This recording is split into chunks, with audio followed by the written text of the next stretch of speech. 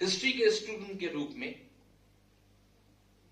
this is the period when the ocean and the land started giving lot of trouble to this nation. और चाहे coast से कहिए चाहे north west से कहिए, जो दोनों अटैक्स होने शुरू हुए, उन दोनों को ही मैं भारत के अंदर थियोक्रेसी के आगमन के रूप में देखने का काम करता हूं. The Indian society never had witnessed these kind of forces before 13th century. 13वीं शताब्दी के पहले भारत को इस प्रकार की जो फोर्सेस हैं उनका सामना नहीं करना पड़ा, ऐसा मेरा एक स्पष्ट मेरी मान्यता है. और हिस्ट्री की ये जो बातचीत यहां से शुरू होती है, उसके बाद पोस्ट 1947 भारत के इतिहास को जिस प्रकार से प्रस्तुत किया गया, क्यों भारत बोध की बात आज की तारीख में हो रही, क्योंकि शायद उस इतिहास ने भारत के बोध को ही समाप्त कर दिया. It ended the very concept of what is Bharat. So when we talk about the word itself, Bharat और India, it has got deeper meanings. उसके बहुत गहरे मतलब हैं. और आज की तारीख में अगर हम Indian knowledge system through maritime की बातचीत कर रहे हैं, तो we have to be very clear on one aspect regarding the history of Bharat, that what emerged in our student days जो हम लोगों ने पढ़ा, that was not Bharat, that was the fragments of Bharat. वो भारत के fragments को दिमाग में हम लोगों के लाया गया.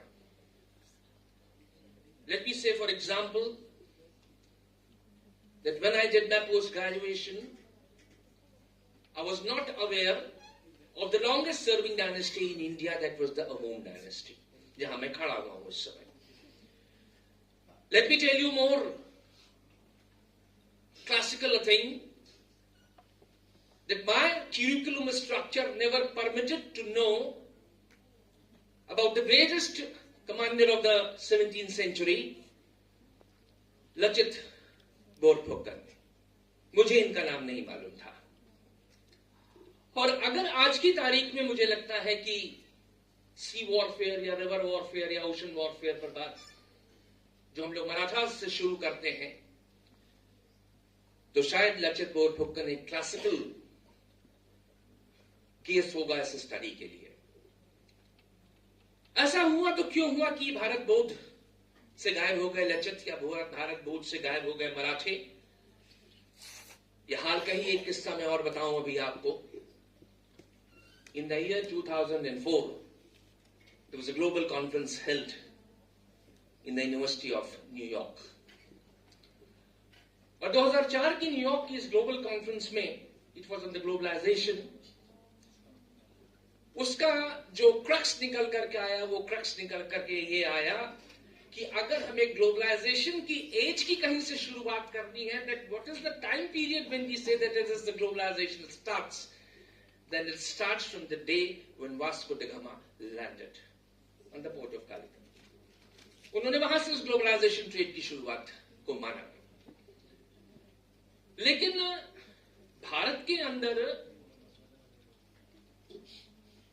जिस यूरोपियन इंटरवेंशन की बातचीत हो रही है, अगर उस यूरोपियन इंटरवेंशन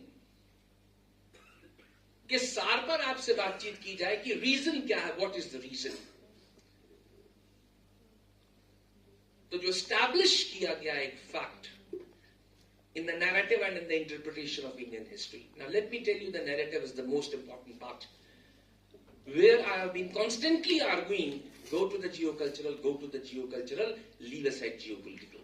जिस दिन आप भारत के इतिहास की बातचीत जियोकल्चरल में करेंगे, उस दिन भारत बोध, उसकी कंटिन्यूटी और उससे जुड़े हुए सभी तथ्य जो हैं वो स्वतः इतिहास के पन्नों में आने शुरू हो जाएंगे. पहली चीज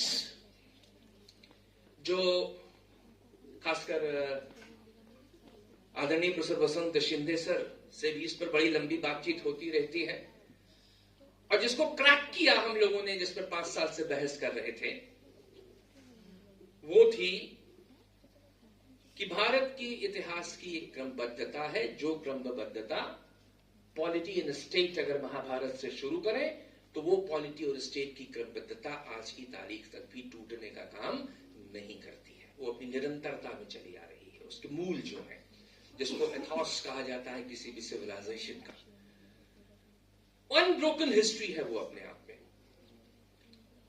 पहला पॉइंट या पहली इंपॉर्टेंट चीज जो क्रैक की, वो यही क्रैक की कि to get aside, to get away from the geopolitical history. और दूसरी चीज, we don't need any puritization in history. जहां से शुरुआत शिंदे सर ने की कि जब मैं उस एरिया में गया तो मुझे लगा कि मैं हड़प्पा काल के ही चीजों को देखता हुआ गुजर रहा हूं। ही डिग्ड हार्ड। जहां आपने अभी इंटेंजिबल हेरिटेजेस की बात की, तो आपने कहा कि मैं वहां गई तो मुझे उन चीजों को ही देखने को मिला। What is that? That is where the continuity of the Indian history lies. So the second thing we did when it comes to the Bharat Bodh was get away from the periodization of the history. There is no ancient, there is no medieval, there is no modern.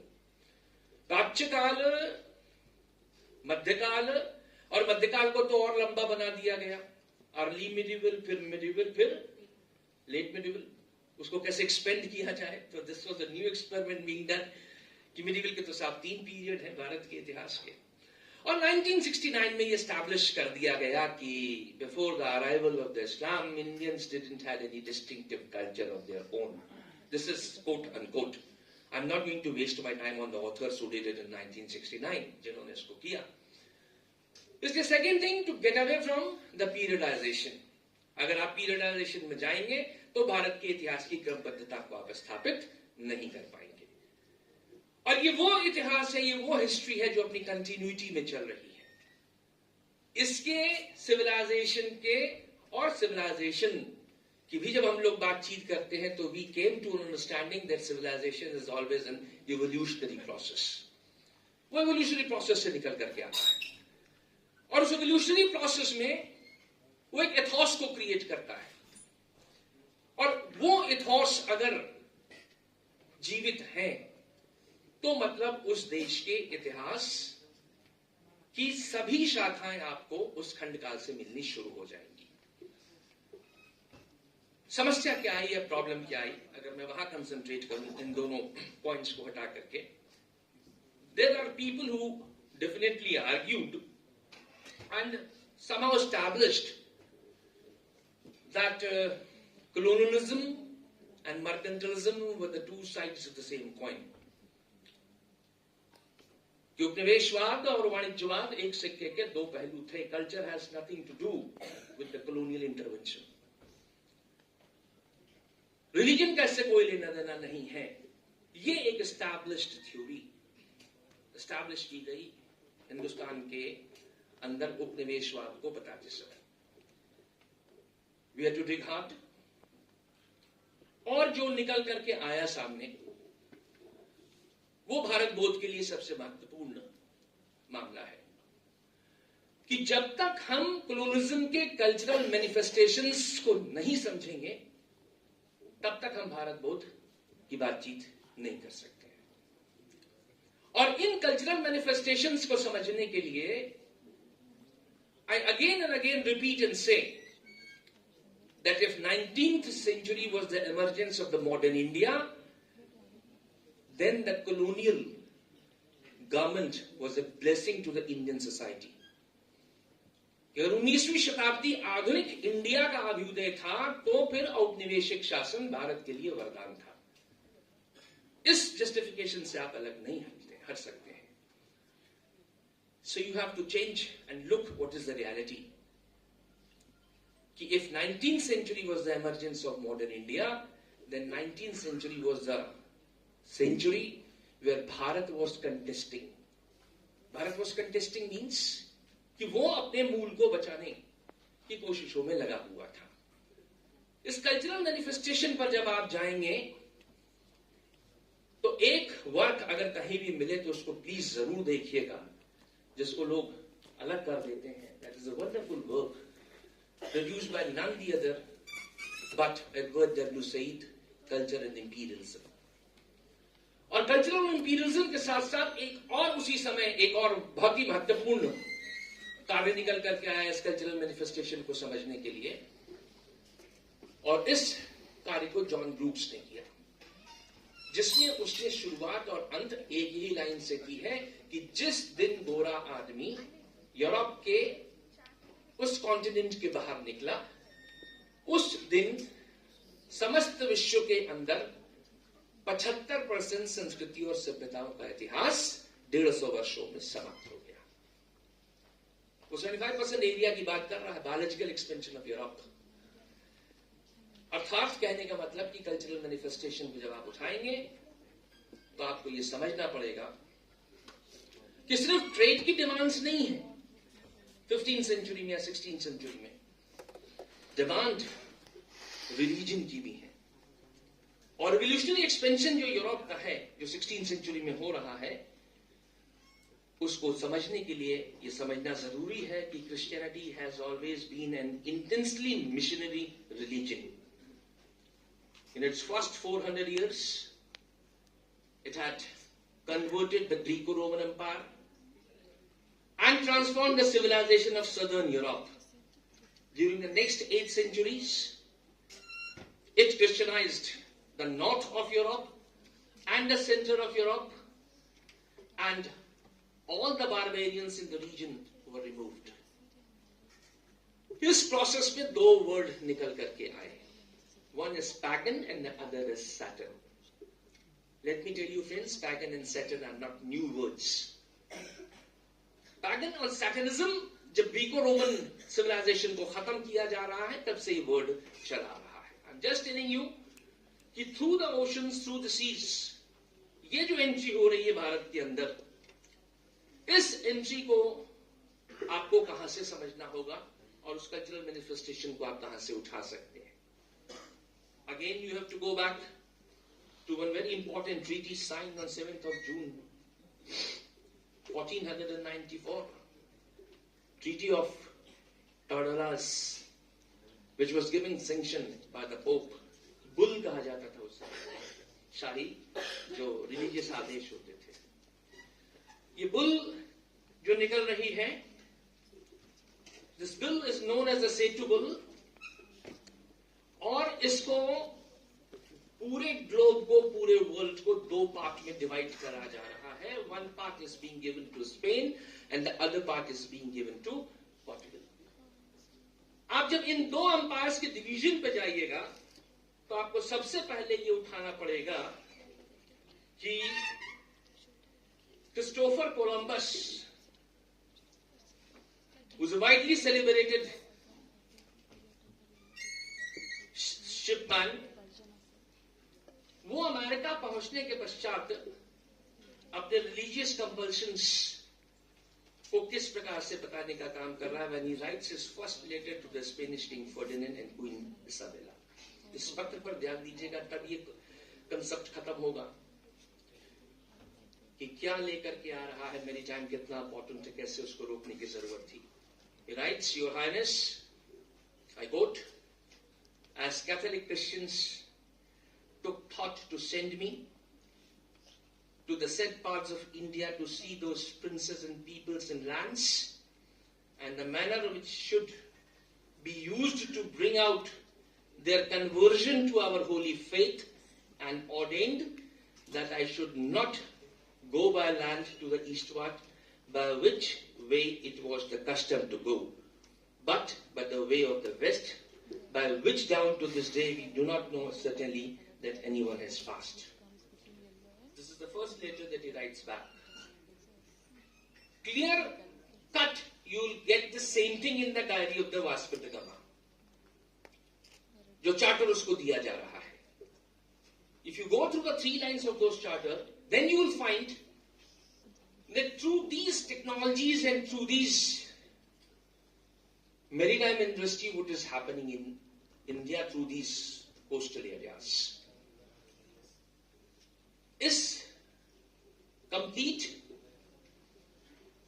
Cultural और religious issue को जब decode करना further हम लोगों ने शुरू किया, then we came up with 2 things कि हम तब इसको नहीं समझ पाएंगे भारत बोध जिसकी बात हो रही है. The first thing is the blanket cover on the use of the word religion when it comes to भारतीय context. कि इस शब्द का प्रयोग भारतीय संदर्भ में नहीं किया जा सकता है. It has to be the dharma and the dharma and the dharma, which has a different contextual meaning altogether. And the second thing, regarding the Bharat Bodh, what we contended most is the use of the term philosophy. That this term can never be used in context and contextualization to the Indian issue. It has to be darshan. किस तरीके से शब्दों के अर्थ से भारत बोध को समाप्त किया गया, इसका तो एक बहुत लंबा मामला है. लेकिन once you stop using these two words in contextualizing the Indian history, भारतीय इतिहास को समझने के लिए, उसके मूल को समझने के लिए, lot of things will be clubbed together, वो खुद जुड़ना शुरू हो जाएंगी. इन चीजों को अगर आप फर्दर और बेहतर तरीके से समझना चाहें, और मैं खुले शब्दों में आपसे कहना चाहूं,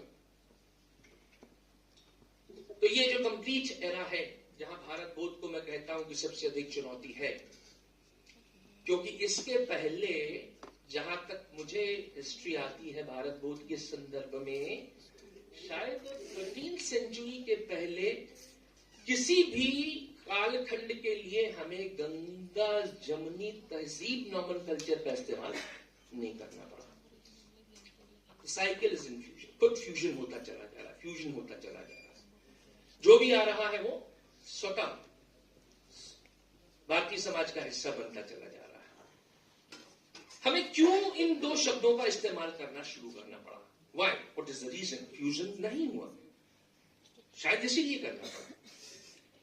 और इस फ्यूजन में जब आप आगे जाएंगे तो ये एक चीज और भारत बोध के संदर्भ में समझनी पड़ेगी, which is too technical and too long. I can't speak about it at this moment. कि जब वास्को ड गामा घुस रहा है तो वो है एरा ऑफ क्रूसेड, और जब लॉर्ड क्लाइव आ रहा है तो एरा ऑफ क्रूसेड ट्रांसफॉर्म होकर के completely white man burden theory की ओर शिफ्ट हो रहा है. ये 400 साल जब पकड़ के चलिएगा, तब उन 400 सालों में भारत बोध को समक्ष चुनौतियां क्या हैं, क्रूसेड से लेकर के व्हाइट मैन बर्डन तक की, वहां पर वो कैसे अपने आप का अपना प्रतिरोध कर रहा है और अपने आप को कैसे सुरक्षित कर रहा है, उस सिलसिले में फिर मराठों से लेकर के और लचित तक निकल करके कई सारे उदाहरण सामने आएंगे स्वतः. इस क्रूसेड से लेकर के अगर व्हाइट मैन बर्डन तक मैं आऊं तो वहां पर सिर्फ मैं एक संस्था के बारे में बातचीत करके भारत बोध इस विषय को समाप्त करना चाहूंगा, समय का ध्यान रखते हुए. एक इंपॉर्टेंट संस्कृत स्टडीज की सीट स्थापित की गई लंदन में, बोर्डन स्कूल, आप सभी उससे परिचित होंगे. बोर्डन ने अपनी विल लिखी 15 अगस्त 1811 को. जरा उस विल को समझे तो भारत बोध और उसकी समस्याएं और भारतीय इतिहास समझ में आना शुरू हो. अपनी विल में उसने लिखा, I quote, that the special object of his was to promote the transformation of scriptures into Sanskrit, so as to enable his countrymen to proceed in the conversion of natives of India to Christianity. Quote, is unquote. ये कह रहे हैं अपनी will में 1811 में. एक मैंने Columbus साहब का पत्र बताया आपको कि वो क्या लिख रहे हैं. उसके आगे इस बोर्डन चेयर के जो प्रोफेसर हुए मॉर्नियर विलियम्स, फेमस डिक्शनरी, आपको और बेहतर से जानते होंगे मॉर्नियर विलियम्स को. बोर्डन चेयर प्रोफेसर हैं और अपनी डिक्शनरी के प्रीफेस में जो उन्होंने लिखी हैं 4 लाइनें फिर मैं कोट कर रहा हूं, और वहीं से पैगन और सैटन और भारत बोध और भारत के इतिहास और उसकी समस्याएं क्यों कालखंड को खत्म कर रहा, या क्यों हम लोग ने तमाम चीजों को जियो कल्चरल की ओर मोड़ने का काम किया, नहीं तो ये चीजें नहीं बताई जाती, नहीं समझ में आती हैं। मॉनी विलियम्स अपने प्रीफेस में लिखता है, with the walls of the mighty fortress of Brahmanism are encircled, undermined, and finally stormed by the soldiers of the cross through the seas, the victory of Christianity must be signal and complete. ये unquote here. ये उस famous dictionary के preface से निकाली गई मैं line बता रहा हूं. So this is where the attack जो हो रहा है through the land, through the seas, मैं वहां लैंड को जोड़ दे रहा हूं, यद्यपि यहां का विषय वस्तु वो नहीं है. तो 11,000 किलोमीटर की कोस्टल लाइन और उधर कच्छ के एरिया से और नीचे उतरते हुए खैबर बोरन दर्रे तक आ जाइए तो आपको ये 74वां जो आक्रमण दिखाई देगा इन 400-500 वर्षों का. इस 74वां आक्रमण ने जो जिस प्रकार का नुकसान किया, उस नुकसान के आधार को देखते हुए हिस्ट्री में मेरे भाई और कुछ नहीं है, नैरेटिव है. और उस 500 साल के नुकसान को ध्यान में रखते हुए मैं एक ही चीज सिर्फ कहता हूं कि विश्व के किसी भी कोने का इतिहास मुझे बता दीजिए और कोट कर दीजिए. Just quote me a reason, I am talking about the geographical region, जहां पर लगभग 700 साल तक जो स्टेट काम कर रही थी वो नेशन की रिप्रेजेंटेटिव नहीं थी. जो राज्य काम कर रहा था 700 साल तक वो राष्ट्र का प्रतिनिधित्व नहीं करता था. और 700 वर्ष तक के ऐसे राज्य के कालखंड में रहने के बाद भी भारत जीवित रहा अपने बोध के साथ. एक उदाहरण अगर इतिहास के पन्ने में मिल जाए तो ढूंढिएगा, निकालिएगा, तब भारत बोध का नैरेटिव समझ में आना शुरू होगा. It is a complete miss narrative. Destructured कर दिया पूरी की पूरी हिस्ट्री को जिस तरीके से उसकी प्रस्तुतिकरण किया गया. इसलिए ये भारत बोध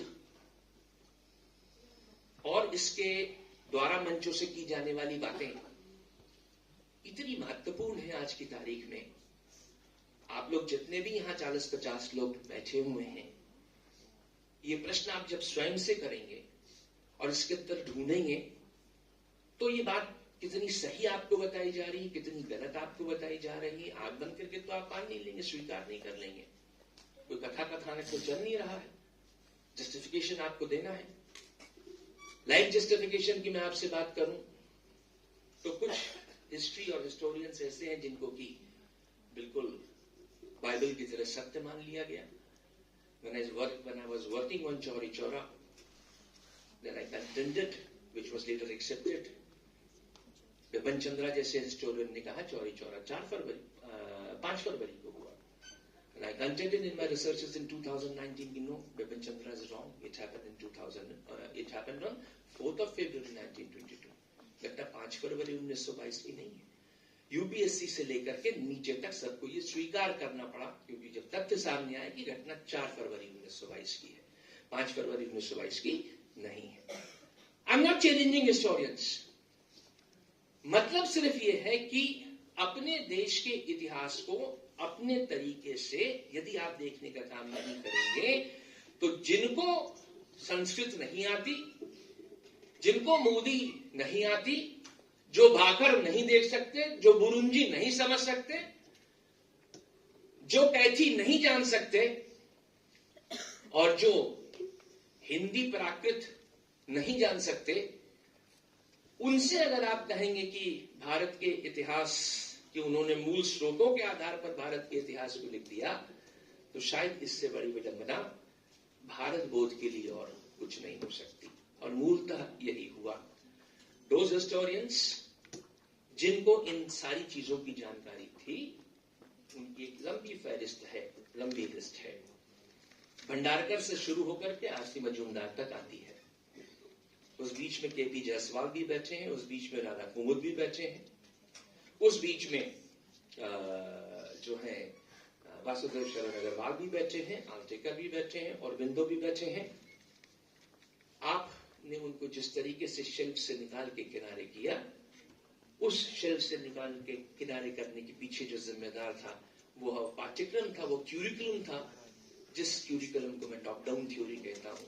और उस टॉप डाउन थ्योरी के बारे मुझे लचित बोरफुकन और होम्स के बारे में नहीं पता था। दिस इज द टाइम कि आपसे शेयर करते हुए मुझे ये प्रॉब्लम नहीं है, ये दिक्कत नहीं है कि एक स्ट्रक्चरिंग नई लगभग अपने फाइनल फेज में है, जिस फाइनल फेज की इस स्ट्रक्चरिंग के द्वारा भारत है क्या, आप कम से कम उसको मूल में जानने का काम कर पाएंगे।